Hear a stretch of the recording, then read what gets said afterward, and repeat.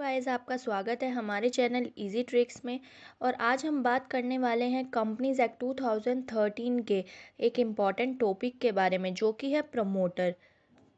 और आज हम जानेंगे कि प्रमोटर कौन होता है, activity of promoters, duties of promoters, fiduciary duties and duty to disclose interest in a transaction. आज हम इन सभी बातों के बारे में अच्छे से जानेंगे। तो हम वीडियो को स्टार्ट करते हैं। सबसे पहले जानते हैं कि प्रमोटर कौन होता है। प्रमोटर को कंपनीज एक्ट 2013 में सेक्शन 69 में डिफाइन किया गया है और इसमें दिया गया है कि promoter means a person who has been named as such in a prospectus और is identified by the company in its annual return refer to in section 92। Promoter की डेफिनेशन जो सेक्शन 69 में दी गई है, इसे 3 क्लोजेज में डिवाइड किया गया है। तो सबसे पहले क्लोज ए में दिया गया है कि प्रमोटर वो पर्सन होता है जिसका नाम कंपनी के प्रोस्पेक्टस और कंपनी के एनुअल रिटर्न, इन दोनों में ही दिया जाता है। और नेक्स्ट क्लोज में कहा गया है कि who has control over the affair of the company directly और indirectly, whether as a share holder, director और अदरवाइज। यानी कि प्रमोटर वो पर्सन होता है जो कि कंपनी की डे टू डे एक्टिविटीज़ को ऑपरेट करता है, चाहे as a share holder, either director और अदरवाइज। अगर कोई प्रमोटर कंपनी में एज अ शेयर होल्डर भी है या एज अ डायरेक्टर भी है, तो उसके साथ साथ वो कंपनी की डे टू डे ऑपरेटिंग कर सकता है। या वो अगर शेयर होल्डर या डायरेक्टर नहीं है, तब भी वो कंपनी की डे टू डे एक्टिविटीज़ को ऑपरेट करता है। सेक्शन के क्लोज सी में कहा गया है, in accordance with whose advice, directions और instructions the board of directors of the company is accustomed to act.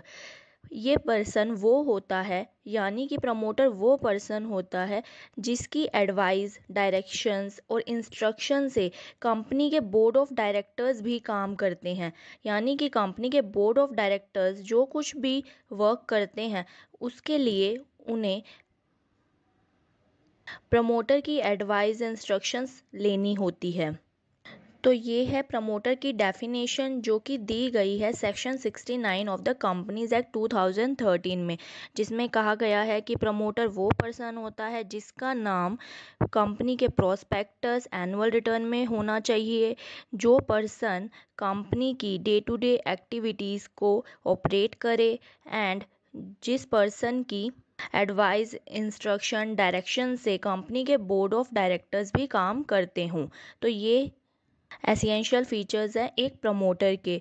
अब हम बात करते हैं प्रमोटर के मीनिंग के बारे में, यानी कि एक सिंपल मीनिंग जिससे हमें समझ आए कि किस पर्सन को प्रमोटर कहा जाएगा।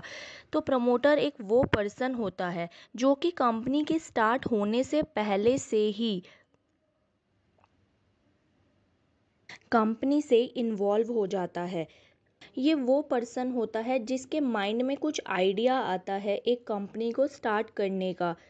ये वो पर्सन होता है जिसके माइंड में कुछ ऐसा आइडिया आता है कि उसे कुछ ऐसा काम स्टार्ट करना है जो कि उसे कंपनी की फॉर्म में करना है। साथ ही कंपनी के इनकॉर्पोरेट होने से पहले जो भी सारे काम किए जाते हैं वो प्रमोटर ही करवाता है, जैसे कि article of association, memorandum of association, prospectus, ये सभी डॉक्यूमेंट्स को बनवाना भी प्रमोटर की ही जिम्मेदारी होती है। ये सभी वो डॉक्यूमेंट्स होते हैं जो कंपनी के इनकॉर्पोरेट होने से पहले बनवाए जाते हैं, जैसे कि आर्टिकल ऑफ एसोसिएशन, जिसे हम AOA भी कहते हैं। ये वो डॉक्यूमेंट होता है जिसमें रूल्स एंड रेगुलेशंस मेंशन होते हैं for the easy operating of company. Company के अंदर फॉलो किए जाने वाले रूल्स एंड रेगुलेशंस को आर्टिकल ऑफ एसोसिएशन में ही लिखा जाता है। नेक्स्ट है मेमोरेंडम ऑफ एसोसिएशन। ये वो डॉक्यूमेंट होता है जिसके अंदर कंपनी और कंपनी के बाहर के लोगों का रिलेशन उसमें मेंशन किया जाता है, जैसे कि क्रेडिटर्स की पॉलिसी, शेयर होल्डर्स की पॉलिसी।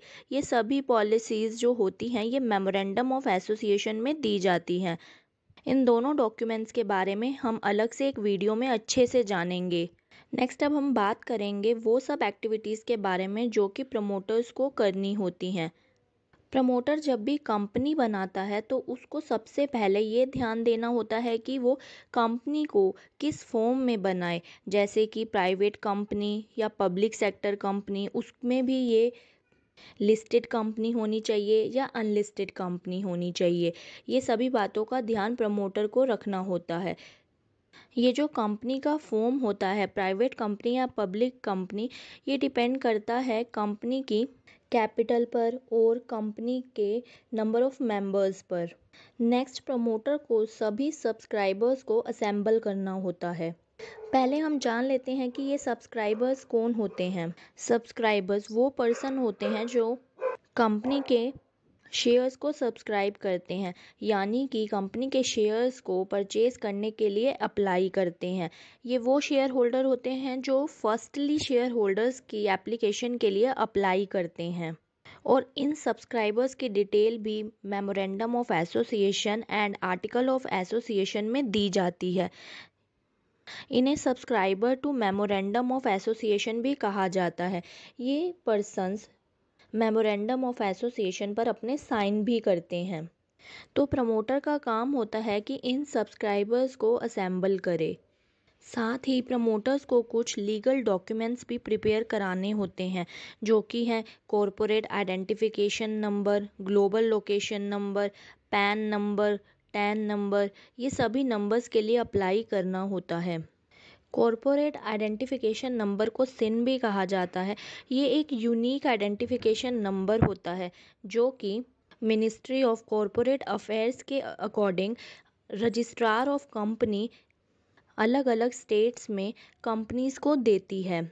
ये हर एक कंपनी के पास एक अपना यूनिक आइडेंटिफिकेशन नंबर होता है जिसके थ्रू कंपनी की पहचान की जाती है। इसके बाद एक GLN नंबर भी होता है जिसे ग्लोबल लोकेशन नंबर भी कहा जाता है। ये नंबर जो होता है ये कंपनी के फिजिकल स्ट्रक्चर को दर्शाता है, जैसे कि वो कंपनी बिल्डिंग है, warehouse, hospital, loading dock, इन सब में से कंपनी की फिजिकल स्ट्रक्चर क्या है। इसके बाद कंपनी को यानी कि प्रमोटर को कंपनी के लिए पैन और टैन के लिए भी अप्लाई करना होता है। जैसे कि पहले भी बताया है कि इसके साथ ही प्रमोटर को कंपनी के आर्टिकल ऑफ एसोसिएशन और मेमोरेंडम ऑफ एसोसिएशन को भी प्रिपेयर करना होता है। साथ ही प्रमोटर को कंपनी के बैंकर्स, ब्रोकर्स, लीगल एडवाइजर्स इनको भी फाइंड आउट करना होता है और उन्हें अपॉइंट करना होता है। इसके बाद प्रमोटर को कंपनी का प्रोस्पेक्टस प्रिपेयर करना होता है और उसे सर्कुलेट करना होता है। प्रोस्पेक्टस एक ऐसा डॉक्यूमेंट होता है जिसके थ्रू कंपनी अपने शेयर्स को मार्केट में प्रेजेंट करती है।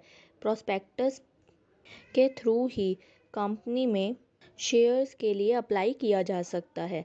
साथ ही प्रमोटर को कैपिटल रेज करनी होती है। इसके लिए वो किसी भी मीडियम से कंपनी में कैपिटल रेज कर सकता है, जैसे कि IPO यानी कि initial public offering, private placement, debenture और पब्लिक डिपॉजिट और एक्सटर्नल कमर्शियल बोरोइंग्स। इन सभी मोड में से कोई भी मोड चूज करके प्रमोटर कंपनी में कैपिटल रेज कर सकता है। साथ ही प्रमोटर को कंपनी की कंप्लायंसेस को भी फॉलो करना होता है, जैसे कि एनुअल रिटर्न को यानी कि कंपनी की एनुअल रिटर्न को रजिस्ट्रार ऑफ कंपनीज के पास सबमिट करना।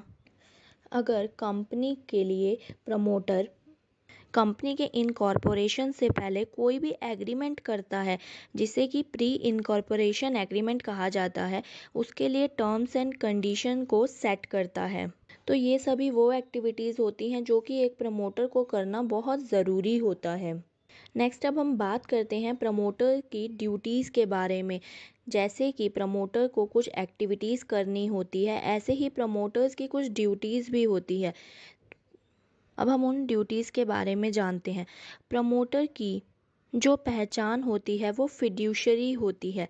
इसका मतलब ये है कि प्रमोटर कंपनी के बिहाफ पर काम करता है, पर इसके लिए कंपनी और प्रमोटर के बीच में कोई कॉन्ट्रैक्ट नहीं हुआ होता या कोई एग्रीमेंट नहीं हुआ होता, बट प्रमोटर को कंपनी के बिहाफ पर काम करना होता है। और अगर कंपनी कुछ भी कंप्लायंसेस को फुलफ़िल करने में गलती करती है, या कंपनी अपनी रिटर्न्स को टाइमली फाइल नहीं करती है, या कंपनी के किसी डॉक्यूमेंट में कुछ मिस प्रेजेंटेशन होती है, तो इन सभी केसेस में कंपनी के बिहाफ पर प्रमोटर लायबल होता है। नेक्स्ट अब हम बात करते हैं प्रमोटर की फिड्यूशरी ड्यूटीज़ के बारे में।